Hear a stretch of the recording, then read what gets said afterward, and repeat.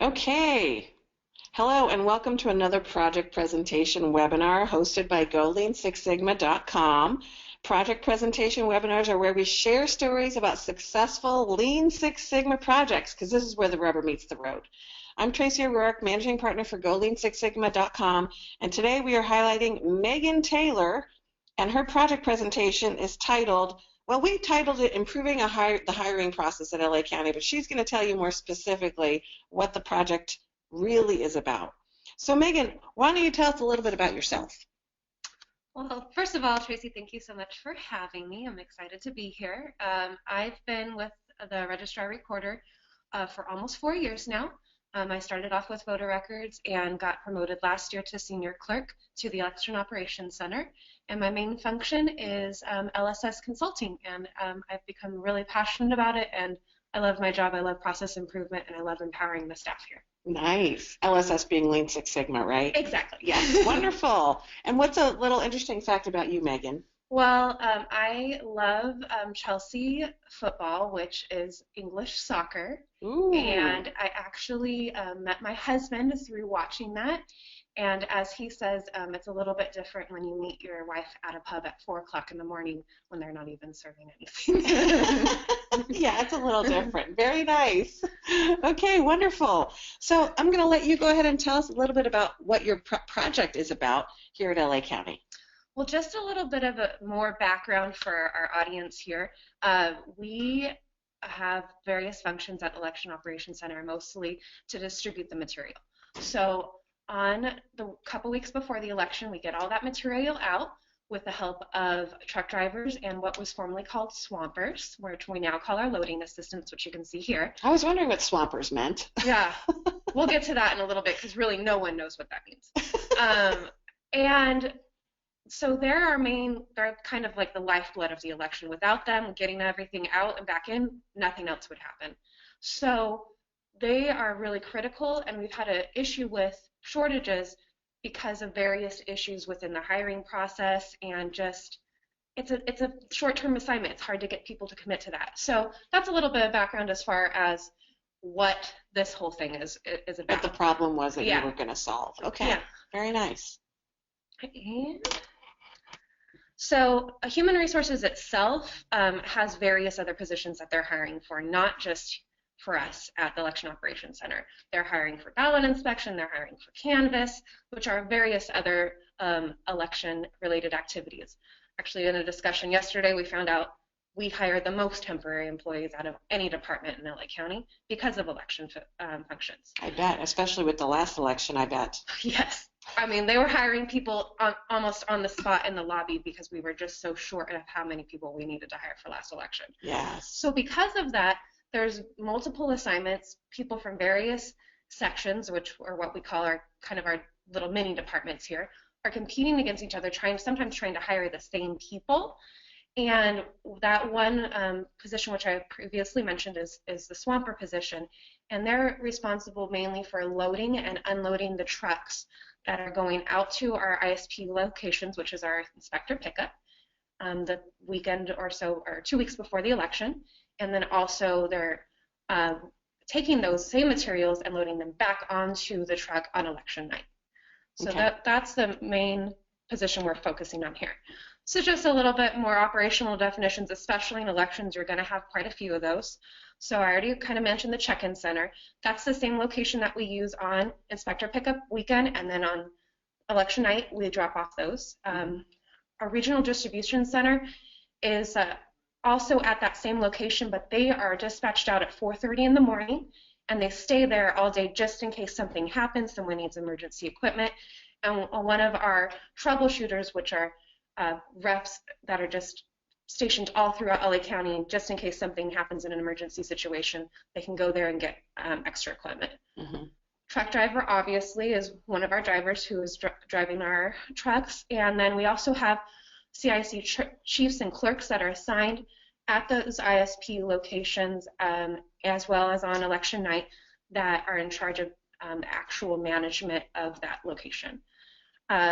10 days prior to the election is when we actually have them pick up their supplies, and then we also have EPAR, which is a personnel request. It's our electronic personnel request that we have, as well as a stipend, which is what we call our preset payment amount. That's basically how poll workers right now get paid. It's a little bit different than a payroll. It's just a preset amount based on the assignment. Mm-hmm. So in June especially, we started having a really large issue with hiring. Mm-hmm. Because of the large nature of this election, especially the attention that it was getting, we needed a lot of people to help us. But on training itself, we had 73% of the people that we thought were going to be coming for this position not even show up. Oh my gosh. And then election night, 44% of those same people didn't show up either. So that's scary. Yes, very much so, especially when you're scrambling around trying to get these people to help at that critical moment. And what we found is that this is a very short-term assignment. It's normally just 1 day plus training or 3 days plus training that requires them to go through all of the regular hoops of regular employment. Mm-hmm. So here's our process map specifically for the human resources process. There was 2 different areas, human resources and then my area, Election Operations Center, that work together to get these people hired. Mm-hmm. So there's this process map as well as our process map in Election Operations Center.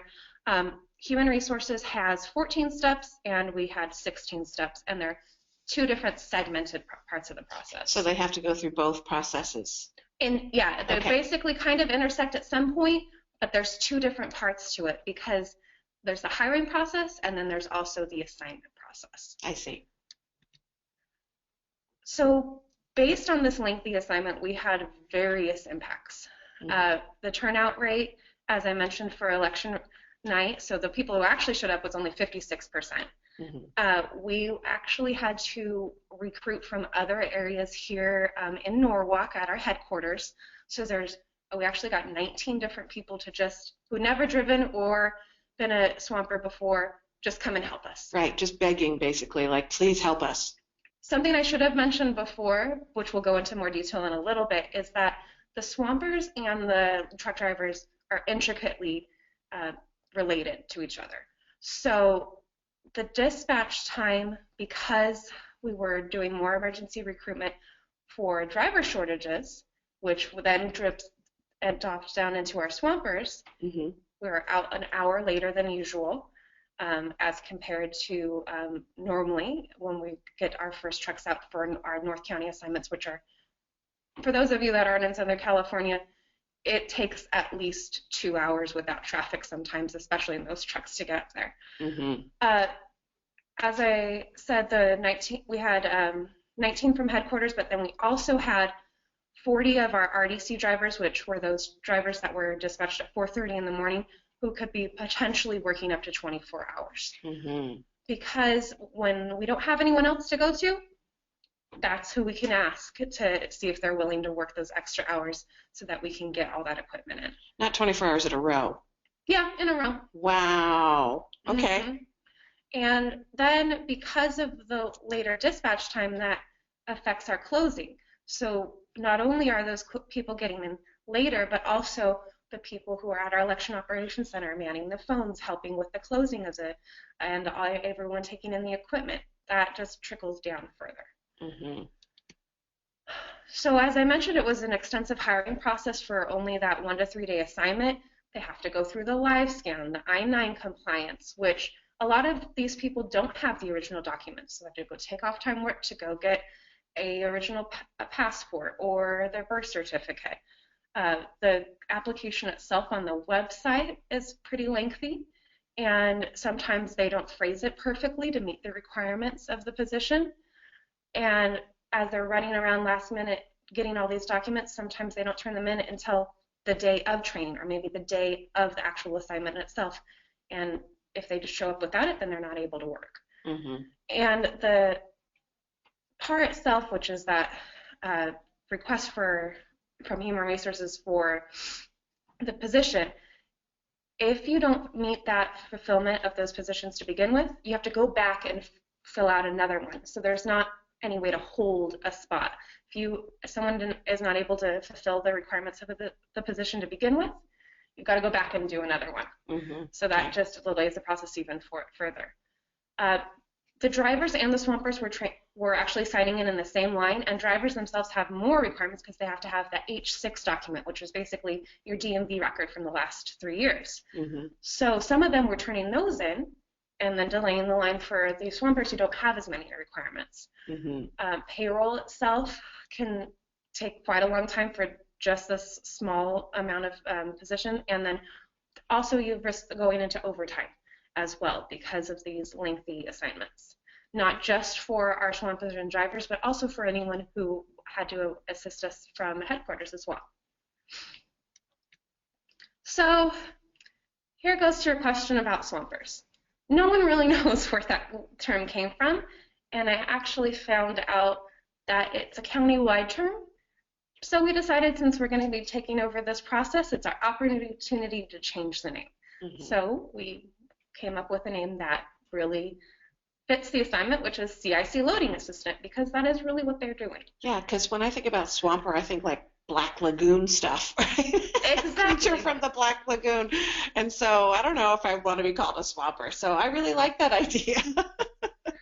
So by taking over this hiring process, we're actually going to be recruiting ourselves at the EOC. And instead of an hourly wage, we're adopting the same model that has been used for poll workers, for CIC chiefs and clerks, called the stipend model. So they're paid for that, and then we also take responsibility for tracking the attendance and any payroll and as well. So we're taking that burden off of human resources as well for up to 200 people per election. So we got this assignment was related to our Emerging Leaders program here. So your Greenbelt project, you mean? Yes. Okay. So this project was primarily from an Emerging Leaders. I'm going to be adopting it to be my Black Belt project, actually.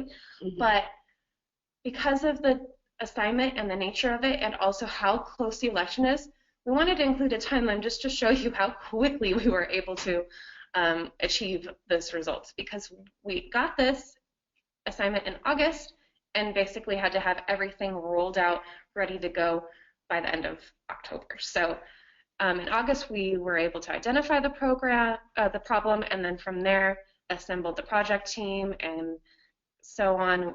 Finally named it CIC Loading Assistant in late September. Mm-hmm. Began recruitment in mid-October, finished in just a few weeks in late October, and then confirmed attendance for Election Day for November, and then finished and started and finished payroll by December. So we had a very short timeline in order to get everything done, and our team was able to accomplish that, which I'm very proud of them for. Wow. Yeah, you looked at all the maps and everything in early August and like started mapping it at that time, saying, wow, we really need to make a change, and getting some buy-in around that. Yes, and we were able to get the buy-in for it to begin with, and then for our executive team here to okay the stipend model for this position, and then just get rolling with recruitment, because that's the most labor-intensive part of any project that's like this, is trying to get a hold of all those people. Right. So part of my team, Marisa and Mike, got with our data scientist here, Benjamin Uminski, and he crunched some numbers for us based on the actual assignment itself and past elections. And due to there being no taxes taken out from this model, they went with about 85% pay. Mm-hmm. Because they're not going to have that deduction. So our final recommendation for the 3-day stipend was $575, and then our 1-day stipend went to $195, and that's for our election night only, and then the other is for our people who are also working on that weekend before the election. Mm-hmm. For inspector pickup. And that puts us below the threshold for 1099 tax reporting.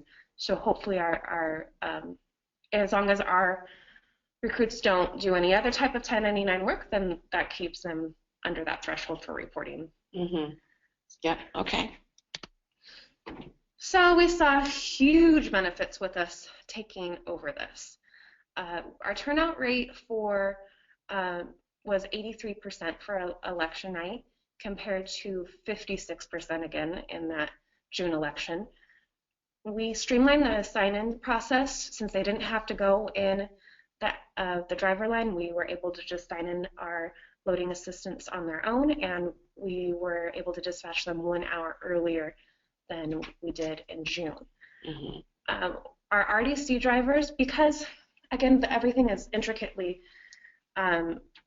related here in this position. So the drivers, not as much as we usually are, but because we had more loading assistants to go to say, hey, do you want to go out driving, we had more people able to step up to that position, and then we had less RDC drivers who were working up to that 24-hour shift. Mm-hmm. So we only had 11 in November compared to the 40 that we had in June. Mm-hmm. And because of that, safety increased. There's less people out there driving after working that long. Yes, that's great.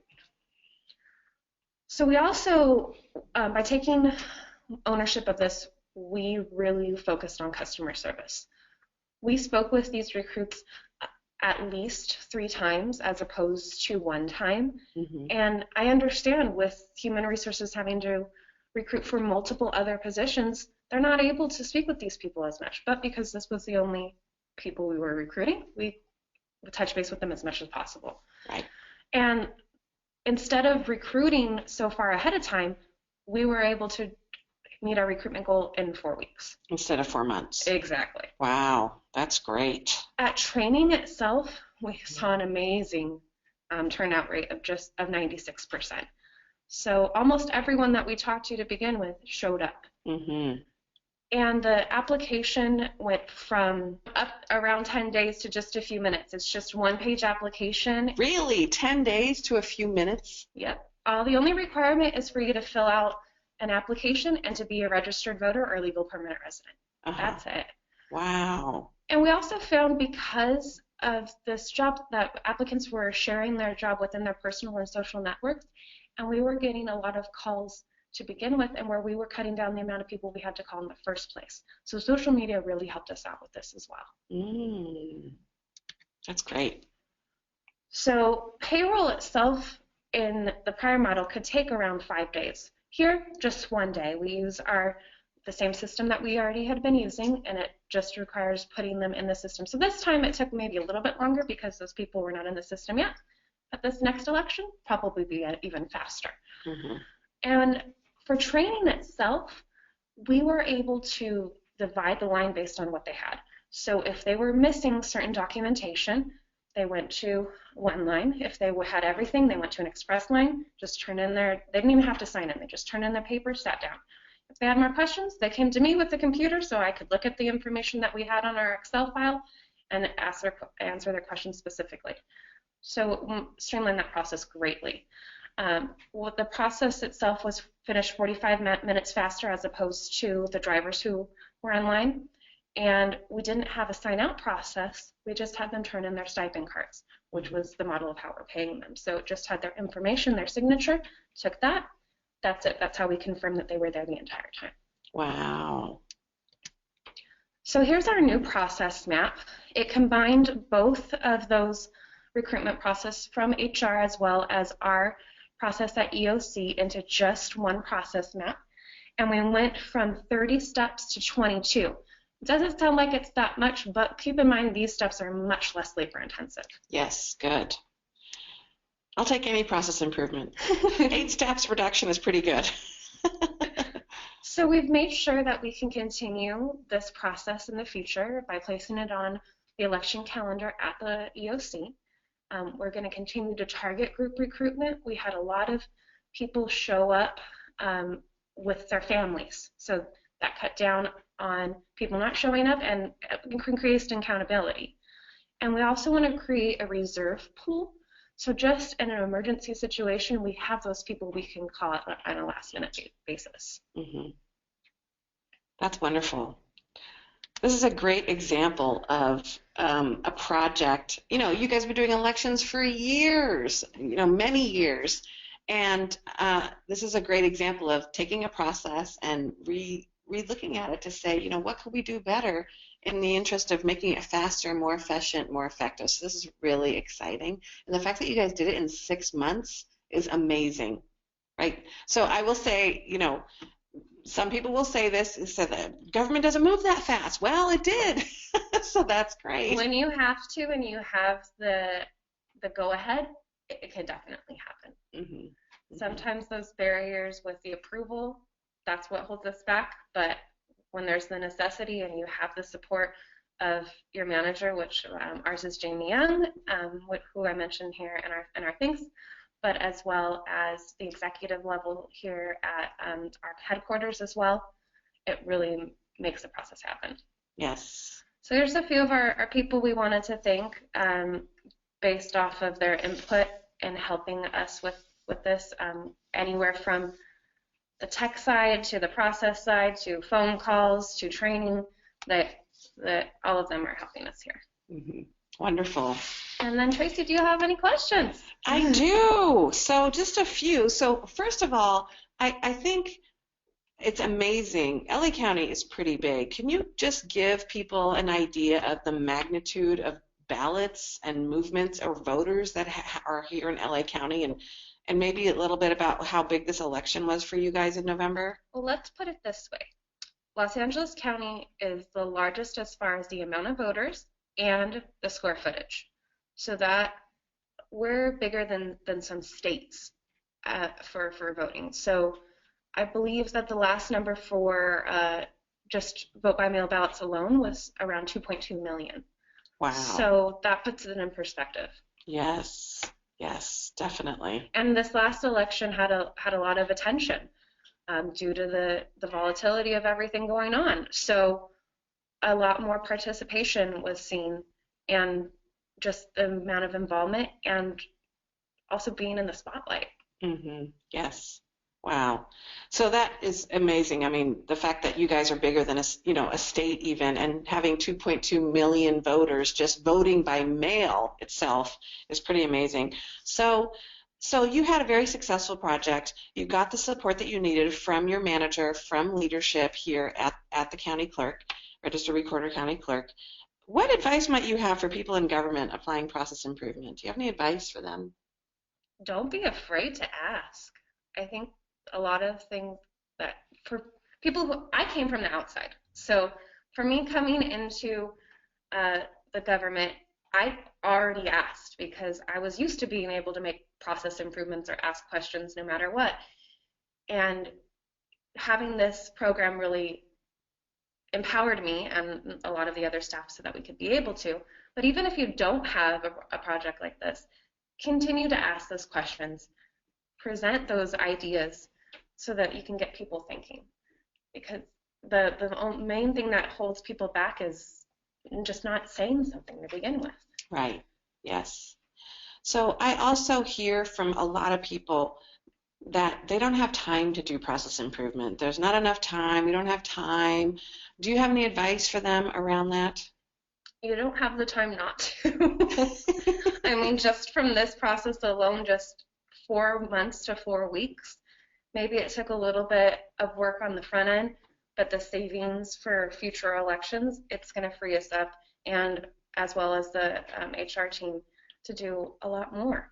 Yeah, and kind of what you said too, it seems like the customer, who is the recruit, who is this new CIC loading assistant, they're going to be happier in the job too, right? They're not going to be working ungodly hours or really long time, and their processes are going to be faster and it'll be more efficient for them too, right? Well, the main feedback we actually got for them is the customer service part of it.